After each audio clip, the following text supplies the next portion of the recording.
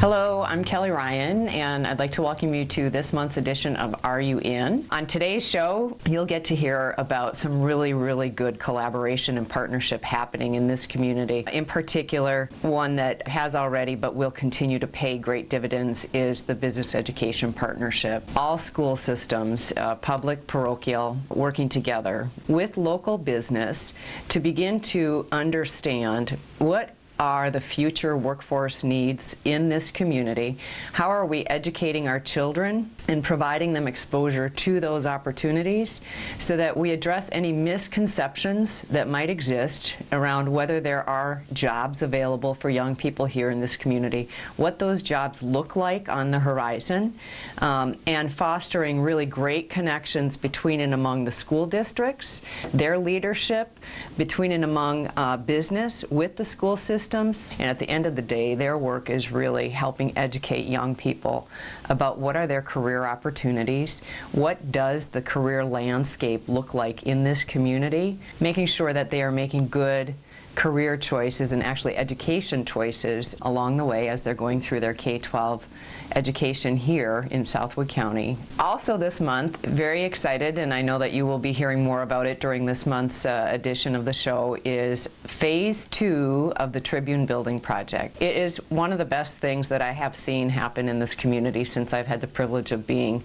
in this role at the foundation. Short term, I can tell you we're going to have one incredible building on the riverfront in downtown Wisconsin Rapids, and it's going to reflect what the residents of this community want. The long-term enduring value of that building and that project in that space will be people feeling a sense of ownership for their own community, and then taking that sense of ownership and carrying it over into other aspects of their life, whether it's their neighborhood, their church, their volunteer or civic organizations, choosing to get involved in public or elected capacity. Another piece of good news about the Tribune building, we applied for a national grant opportunity called Art Place, which is about integrating art and cultural heritage into communities. As I speak to you today, we are preparing for a site visit from the National Selection Committee, and they will get to experience a few hours of the Tribune building, have a tour, meet some of our community fellows, residents that have participated in the process, and we will know by early June whether we have received that $500,000 grant. And what that will do is help us preserve the important cultural, artistic aspects of that building, of that location, and its importance in the center of our downtown. Thank you for tuning in, and I invite you to sit back, relax, hopefully enjoy the show, enjoy spring. Hopefully there are flowers coming up and the snow is all melted. So thanks for tuning in. Hi, I'm Jim Arnold from the Southwood County Recreation Center, and I want to ask, are you in?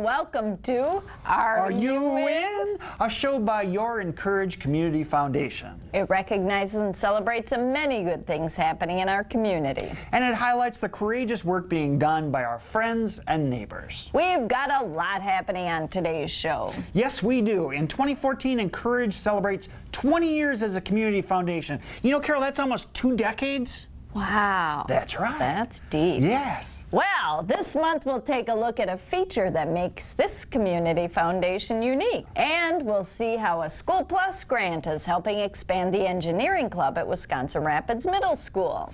Of course, there's always a lot going on at Incourage. Find out what's happening this month. Today, we are on location at the site of a local event. It's a part of a monthly segment we call Where Are We in Southwood County? We're not giving away where we are, but we'll give you a few hints. You'll have to guess and stay tuned. That's right. Okay, here's hint number 1. This event marks its 20-year anniversary in 2014. Wow, just like the foundation. Yeah. Hint number two, it celebrates youth. Okay. Youths, yeah. Final hint. This year's event has a global theme. Global theme. Well, we'll reveal where we are later, so stay tuned. These days, many jobs are going unfilled because workers don't have skill sets needed in science, technology, engineering, and math, or STEM. It's so important to instill these skills in students at a young age. Last year, Wisconsin Rapids Middle School started an engineering club for 6th and 7th graders. Recently, Incourage provided its School Plus grant to help expand this program and keep students interested in STEM subjects. It's a small but important step toward building a needed skill set in our next generation of workers.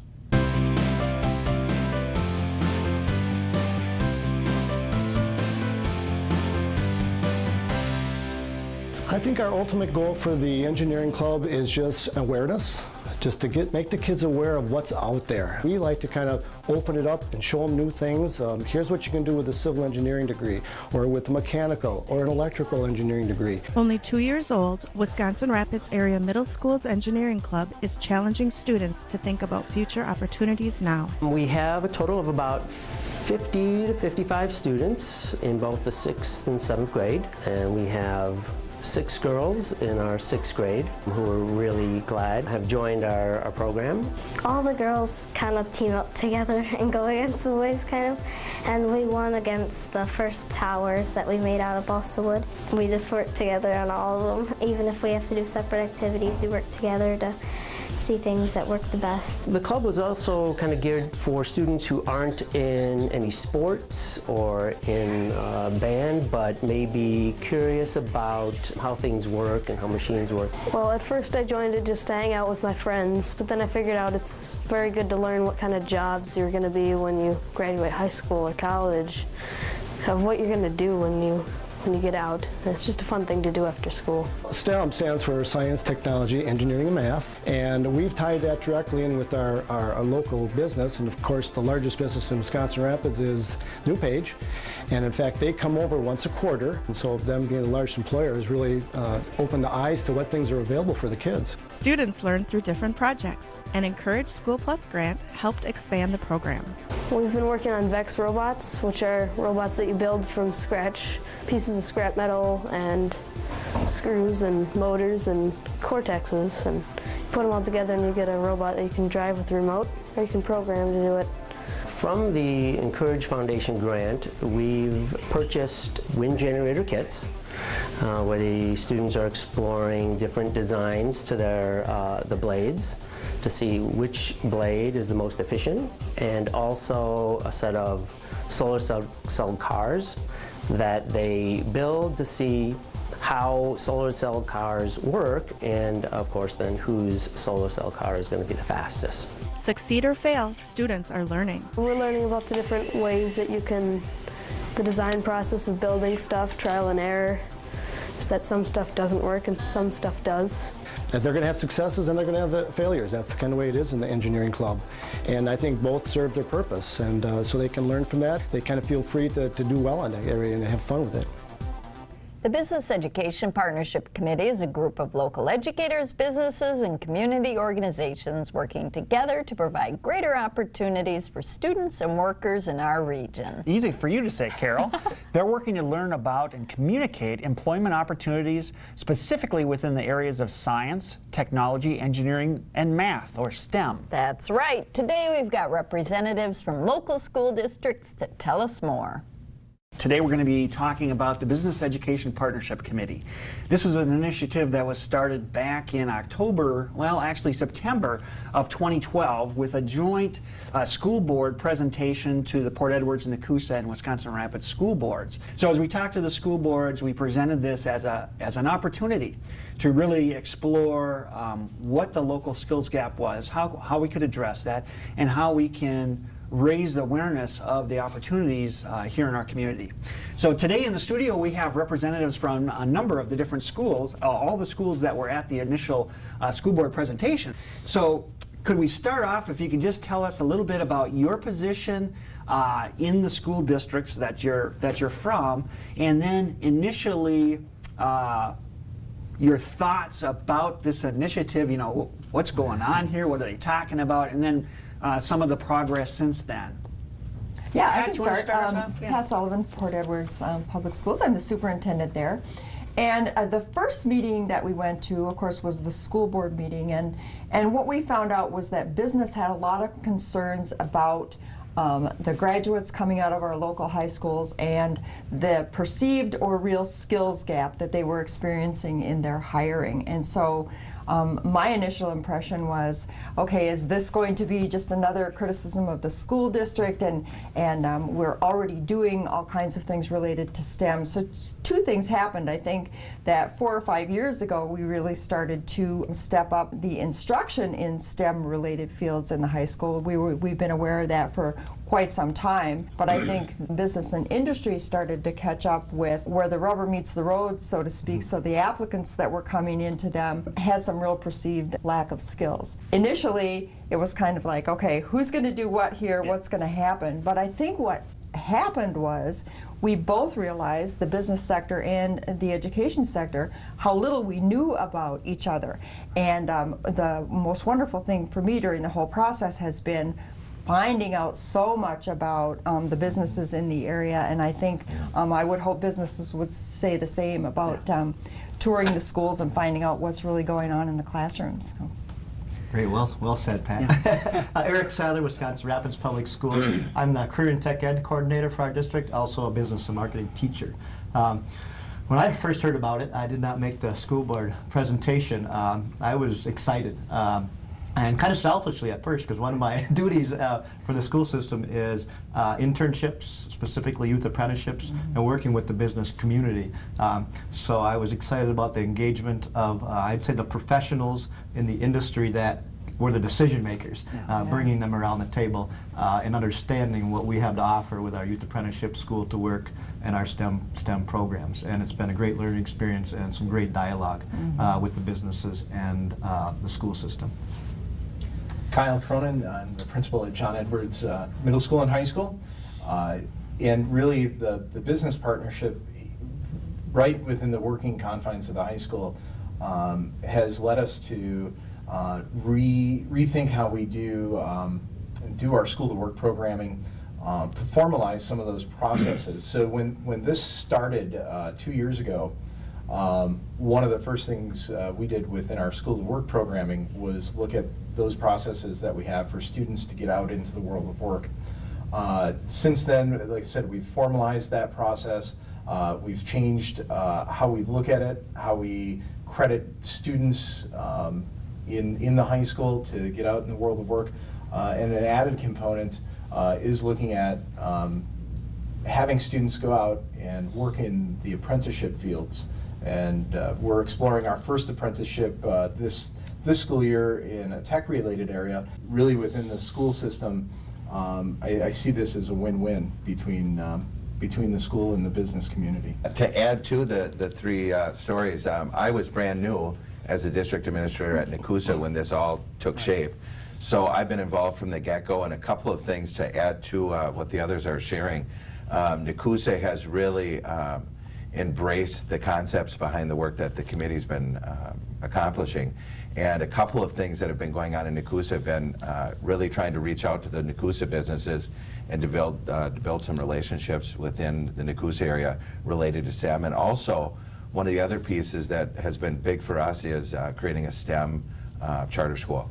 So that's been a big part of what we've learned, and certainly we've shared that learning with the committee as we've gone through the process of working through the planning grant with the state. So I think a big aha for Nakusa has been really trying to build those relationships within the community and really working with the other districts to do all we can to support that gap and close that gap in the community. Just for the audience, one of the major efforts in the initiative is to contextualize, to show kids the real practical applications in terms of what they're learning, and then how that applies to local business opportunities. So a great opportunity to infuse that. And one of the if you hadn't seen the Daily Tribune from Friday, March 28th, one of the wins for the collaboration was the receipt of a Constellation Energy grant, which is providing solar photovoltaic installations and curriculum at the 4 high schools.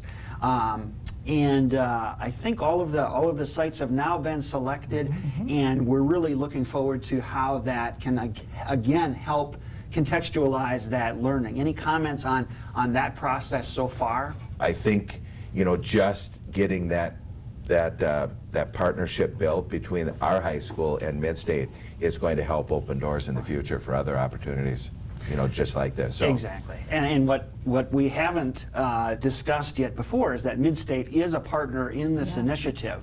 And this is a case where they've got great programs, but aren't at full capacity in terms of, you know, developing the students for some of these great programs. So I think part of our initiative too is to understand what they have available and to build that recognition. This is, I mean, it's really allowed our instructors too to get out to Mid-State this spring and partner up with the instructors at Mid-State and find out how these systems work, how these photovoltaic systems work, so that in the fall, when our students have the opportunity then to install a system, it's not only just our students and our instructor, it's our students and our instructors and Mid-State students and Mid-State's instructors in a joint effort. And you know, what a great experience for the students to have all of those resources available to them. And a great opportunity for Mid-State as well to promote their programming. You know, just simply the fact that the students get an opportunity, no matter whether it's in a tech-related class or a science class, to see how these systems work firsthand is going to be very beneficial. And to continue to monitor those, because that's one of the, I think one of the challenges that we get is a little competition between the school districts to see who's producing more energy.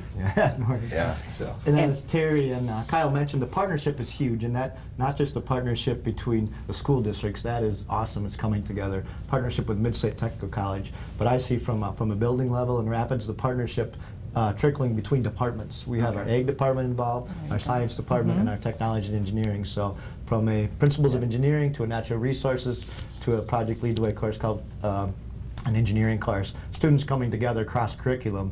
So it's this initiative starting at the school board level is partnering not just the businesses and the communities, but it's partnering our teachers together for a common goal of applied learning for students.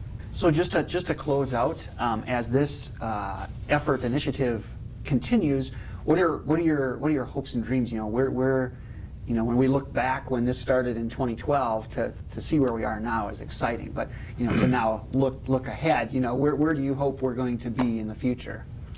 Well, from Nakusa's standpoint, I'd like to see this partnership continue to build, you know, with the community businesses, with school districts in our community, and really, you know, through the collaborative efforts, as I sit here and listen to the stories being told, it has been a domino effect. You know, it seems like it's building momentum, and I'd like to see that just continue into the future, and really, you know, consider all the innovation out there, and with all of us working together, much of that becomes more possible than if we're working, you know, in individual school districts alone. Yeah, I would agree. You know, having our teachers have these resources at their fingertips to be able to utilize right in the classroom with our local industry and our local businesses is a benefit to our students, and it's a benefit back to our industry, and hopefully retaining a workforce here within the community. Exactly. I'm excited about the common knowledge of our community around STEM, and our two goals are create awareness of the skills gap and awareness of STEM. So I'd like the conversation, whether it's the business professionals in our subgroup, but I would like this. We need to build more awareness to the students and to the parents, saying what a great community we have, and the business and industry in our community. They will only be able to sustain if we can create workers for them in these areas to help Wisconsin Rapids grow. So I'd like it to become a conversation that everybody understands in the future. Yeah, and as educators, our goal is always student success, not necessarily building a local workforce, but student success first. But what we quickly realized as educators and as business people is that there's a perception about manufacturing jobs that's a real challenge for us. And so we want students to have the skills to go into positions, and we want them to have an awareness that those are good, sustaining jobs. The eye-opener, one of my eye-openers was going to Ocean Spray and seeing their plant, what a wonderful place that was to work and how high-tech it was. And so part of the challenge is getting that information out to our students and to our parents, as Eric said. Yeah, and so that's a great opportunity. And we want to thank you and encourage you to continue your work in this regard for our community, for our kids. Thank you, Rick. Thank you. All right, thank you, Rick. And we thank you for being in the studio with us today. Thank you. Thank you. All right. Thank you.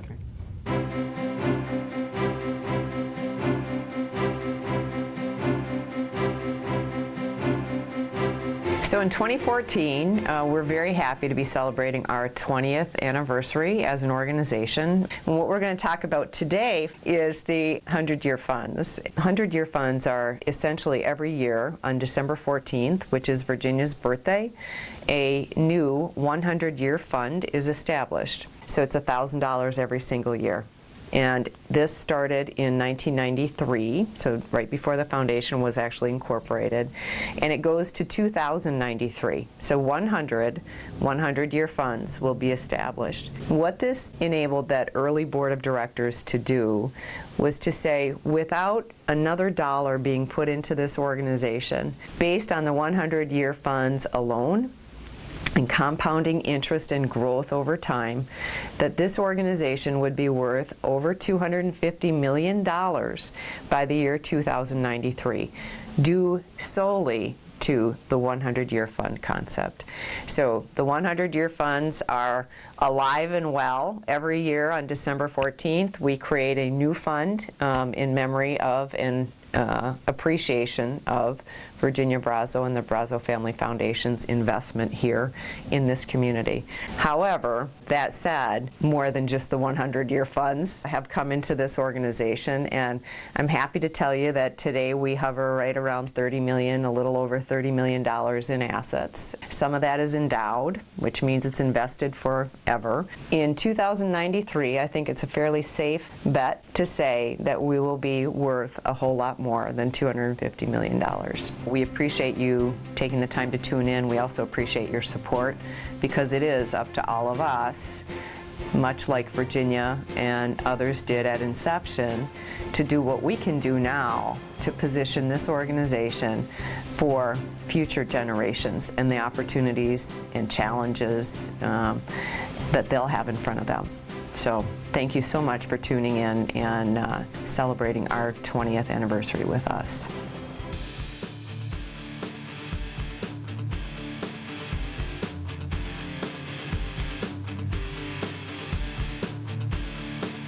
There's always a long list of things happening at the Community Foundation, but here are highlights for this month at Incourage. Well, we've wrapped up meetings to determine what's going in the Tribune building. Now, meetings for Phase 2 of the design phase begin in April. Our first meeting is set for Tuesday, April 29th from 5:30 to 7:30 at Centralia Center. Everyone's invited. We hope to see you there. And in March, we asked for bike donations for a local bike share project. We got 19 bikes, Woo-hoo! 19! Yeah, it's a great start for the River Riders Bike Share Project, but we need more. If you have a slightly used bike that you'd like to donate, call Incourage. A bike share program offers bikes for shared public use on a short-term basis for a low membership fee. This is a new community program that allows visitors and residents to enjoy our trails and get around our area quickly and cheaply. Every month, we're working on many projects, but that's what's happening this month at Incourage.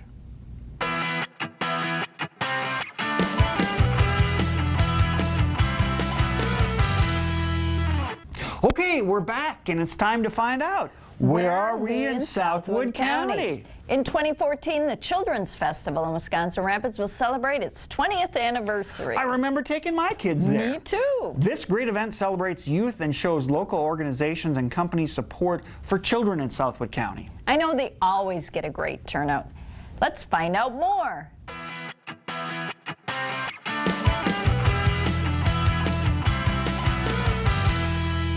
The Children's Festival this year will take place in Wisconsin Rapids at Lincoln High School on April 26th.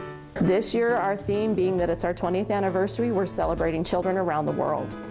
So we're really excited that a lot of our activities are going to be based around that theme as well. In 1988, the Child Care Advocates Council was formed, and in 1994, they began holding an annual Children's Festival. I think the group wanted to have an event where families could come free of charge, spend the day with their kids, have a great time, participate in lots of different activities.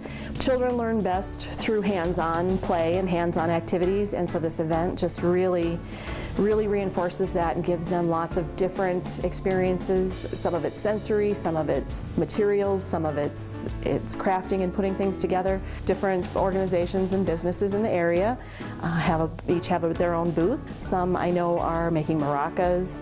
I know there's some paper dolls going to be decorated. We always have a ton of different activities and crafts, and I know there's health checks. We will have outdoor activities, including garbage truck. We will have the smokehouse from the Grand Rapids Fire Department. We'll have Smokey the Bear. We'll have police trucks. We have an airplane coming this year. So it should be a lot of fun activities for the kids. We also have entertainers that will be performing throughout the day. At 10:30, we have Tom Pease performing, and he is sponsored by Members Advantage Credit Union. And at noon, we have Wayne the Wizard, sponsored by Macmillan Library. And at 1:30, Karate America will be performing for us. We generally plan on having between 800 and 1,000 children throughout the day. It's busy, it's crazy, but it's a ton of fun. The kids hit all the different booths and make all the things and check out the outside. It's a wonderful day. It's a really neat activity to come to year after year. It's just a very active, very hands-on, fun day just to get to spend the day together as a family and do some fun activities.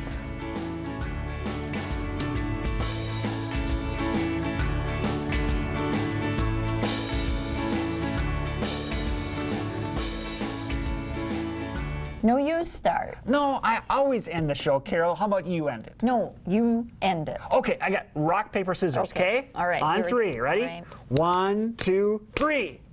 Paper covers rock. I start. All right. Well, that's it for today's show. We appreciate you joining us to see the seeds being planted to strengthen our community. Here at Incourage, we're celebrating our 20-year anniversary. We hope you'll continue joining our celebration over the coming months. As always, a huge thanks to River City's Community Access for hosting us. Tune in next month for another edition of Are You In?